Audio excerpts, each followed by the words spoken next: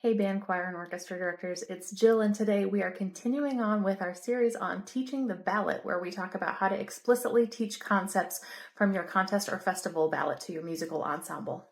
So far in this series, I've talked about the first activity that I use to introduce the ballot to students, and I've also done a video about intonation. So if you missed those, make sure you go back and check them out, because today I want to talk about teaching balance and blend. To me, starting with blend, this is a really closely related topic to intonation. So if you've already started work on intonation, chances are you'll be in a good spot with this. A lot of my work with kids on intonation focuses on matching tone qualities among like voices or like instruments. And so when we're moving on to focus on blend, a lot of times what I'll start to do is take that concept and expand it into instrument families or octaves within your group. So playing the same pitch in multiple octaves, or say taking that pitch and moving from trumpet all the way down to tuba and the brass family, and make sure that students are blending those sounds so that it sounds like one brass sound or one string sound in two octaves.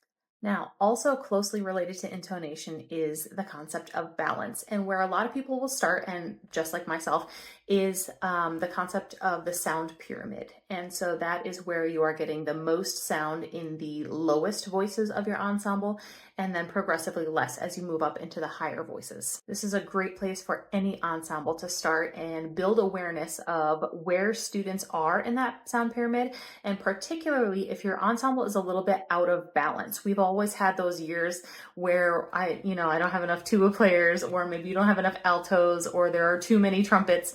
And so focusing on those issues within your ensemble and making students aware of them is an awesome place to start when you're working on balance. This will give your students a really good overview of balance, but to take it a step further, you want to look no further than the literature that you've chosen. It's important to stress, especially with intermediate students and beyond, that good balance, what we call good balance, is always shifting, and there's no one set balance that is going to work for 100% of your music. So things like melodies and accompaniments are always changing.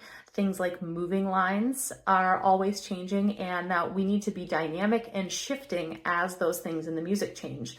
And so when you're saying, hey, trumpets, I would like you to bring out that moving line with the eighth notes, that's a balance issue. Increasing student awareness of things that need to come to the forefront versus recede into the background is a great next step for increasing your balance scores on your ballots.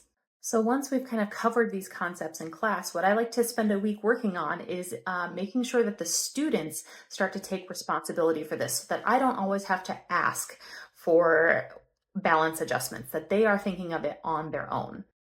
Building this student awareness may require a little bit of a change in how you talk to students. So instead of saying, at measure 20, I want less violin parts, because then that you're just giving them instructions. But you might be able to say something like, at measure 20, I'd like to hear less of the accompaniment and more of that quarter note melody. Who has that? And then it's going to take a little bit, maybe longer in the beginning, but building that awareness, once again, is totally worth it in the end, because then students will start to make those adjustments on their own. Now, depending on the experience level of your group and your own individual students, your mileage may vary. Some of them will pick this up faster than others, of course, so you may still find yourself giving specific instructions, and that's okay. They will get it in time. That's it for today's tip on teaching balance and blend. Make sure you give us a like and a follow, because next time I'm going to be talking about the rhythm component on the ballot. Catch you next time.